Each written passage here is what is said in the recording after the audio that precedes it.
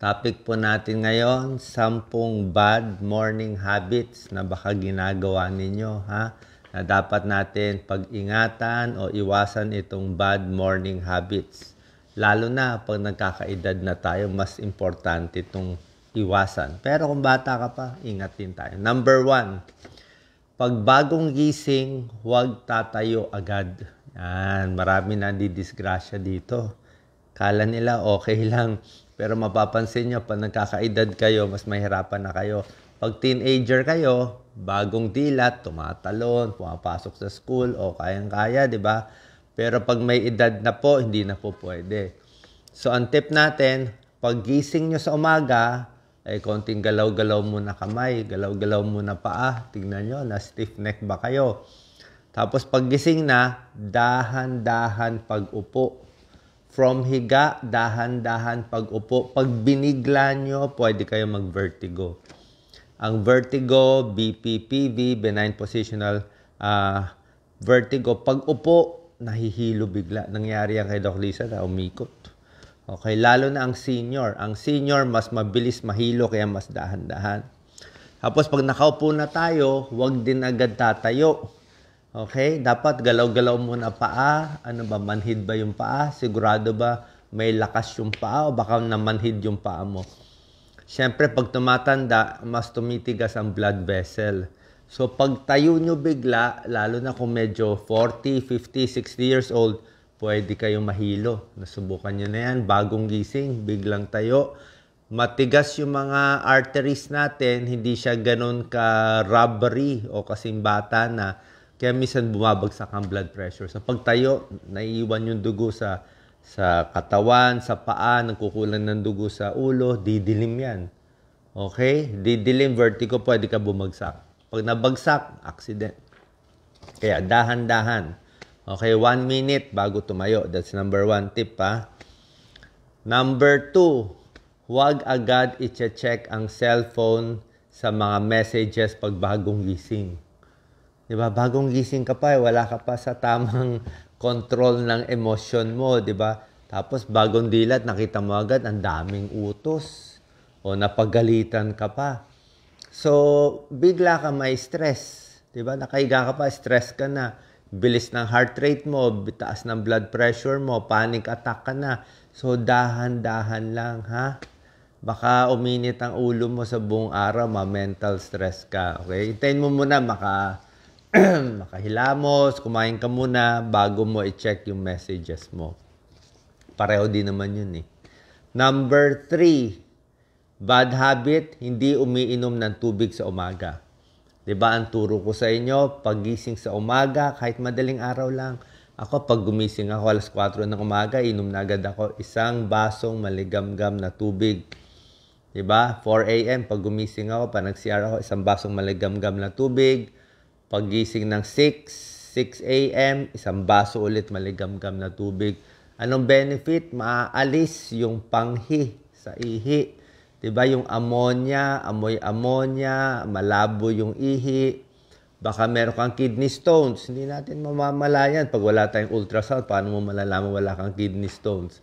So, kidney stones, maiiwasan. UTI, urinary tract infection sa kababaihan. Iwas dehydration. Pag maraming tubig, maganda sa balat. Good for the prostate. Good din sa hilo, ang tubig. Good for pulikat ang tubig. So, maganda rin ang heart and brain circulation pag maraming tubig. Less sakit ng ulo. Okay? 8 to 12 glasses sa buong araw, pero sa umaga, inom agad. Number 4, bad habit. Sobrang cramming. Ang daming ginagawa sa umaga, ha?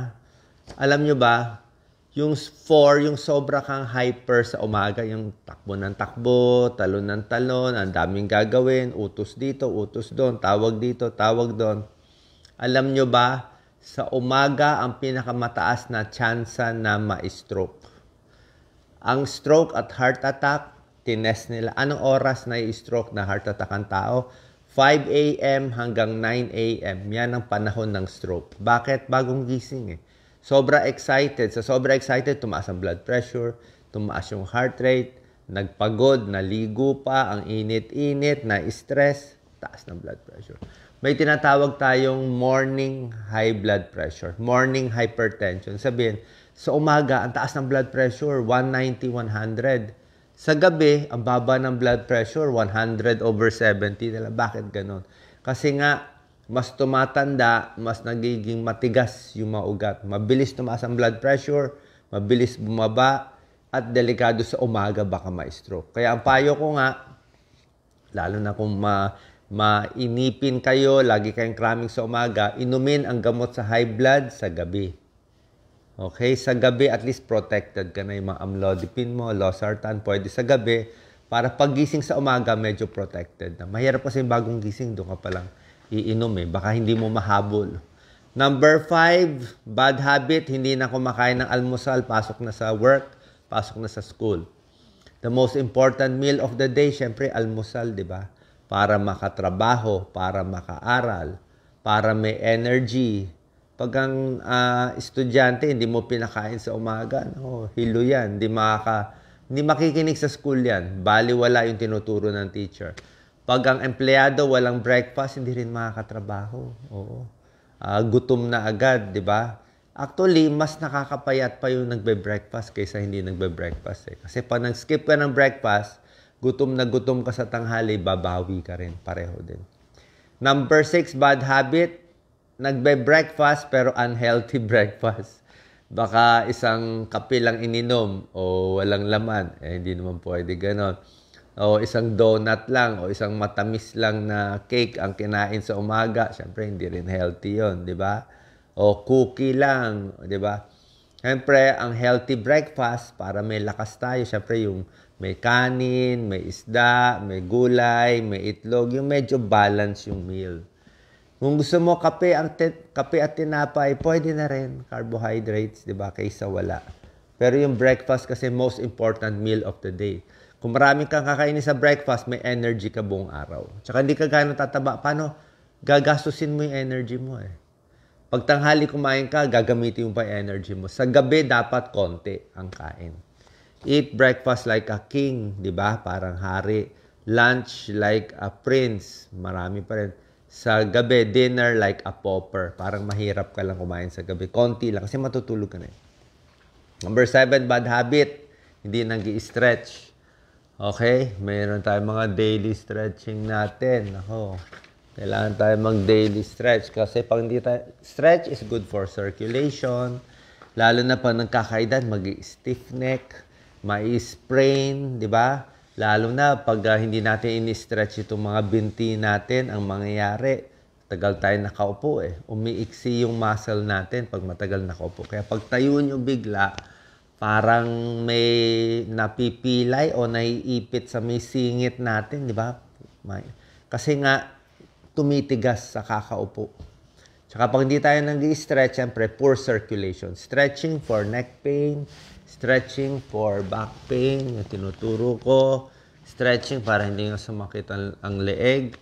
For leg cramps, maiwasan, stretching, tsaka yung mga sprain. So, kailangan mag-stretch. Hindi ko naman sinabi mag-jogging. Konting stretch lang. Number 8, bad habit. Kinakalimutan yung maintenance medicine. Maraming ganyan, di ba? Sa busy, nakalimutan na. Kung meron kayong maintenance sa high blood, sa diabetes, o may vitamins, inumin nyo na sa umaga. Di ba? Huwag nyo kakalimutan. Pwedeng may partner na magpapaalala sa inyo, asawa nyo, anak ninyo. Pero marami kasi talaga hindi alam yung gamot ang daming sakit, hindi alam yung gamot. So, hindi po maganda. Dapat, pag maintenance sa high blood sa umaga, kung meron kayong twice a day, o diabetes, iniinom ang gamot for diabetes medicine, metformin, glycoside, mga diamicron. Iniinom yan with meals habang kumakain.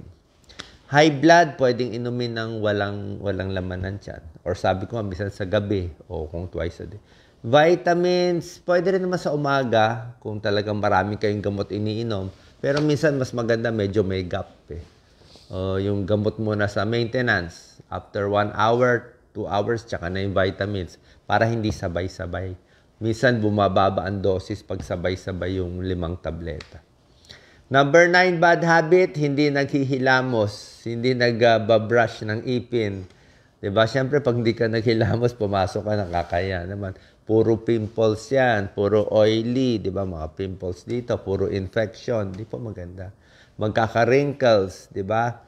Hindi magsisipilyo, di bad breath, tooth decay pa tayo. Kailangan magpo-floss pa daily. Actually, floss is very important. Sa hindi marunong, kailangan magpo-floss. Yung talaga panlaban sa tooth decay tsaka bad breath, yung flossing, yung sinulid na manipis. And number 10 bad habit, ayaw na gumising. Ibig sabihin, tulog na lang ng tulog, ano ba to, batugan, ayaw magtrabaho, ayaw mag-aral, tulog na lang, hindi po maganda. Madidepress din kayo pag puro pahinga.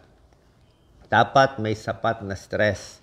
Yan ang ginawa ng Diyos sa katawan natin. Meron tayong biorhythm or circadian rhythm. Sabihin, pag may araw na, gusto ng katawan mo gumising. Basta may araw, nakita niya may araw. Diba? Na sa sense ng brain natin, liwanag na. So, gagalaw tayo. Pag nakita natin dumidilim na, wala ng araw, ano na lang, buwan na lang, so, mas inaantok tayo. Ganun yun. So, mas madilim, mas natutulog, mas naantok yung katawan. Mas may araw, mas may lakas. Kaya nga pag madilim na, nandyan yung mga melatonin natin na tumataas. Paano yung mga night shift worker? Pag night shift worker, siyempre kailangan matulog ka sa umaga, may araw. Gawin mo na lang madilim yung kwarto. Dark na, maitim na, na mga kurtina. Para at least isip ng utak mo, madilim o magtakip ka na lang sa mata mo. Okay? Added tips, siyempre sa umaga, kailangan magdasal, deep breathing, kailangan positibo lang sa lahat ng tao, bilangin mo yung blessings mo kasi pag good mood ka sa umaga, maraming blessings na darating. Good mood ka buong araw, mas mabait ka sa tao. Kaya nga, start the day right. Okay? Sana nakatulong tong video sa inyo. 10 bad morning habits na iiwasan natin. Tinuro ko rin naman yung 10 good morning habits. Maraming salamat po.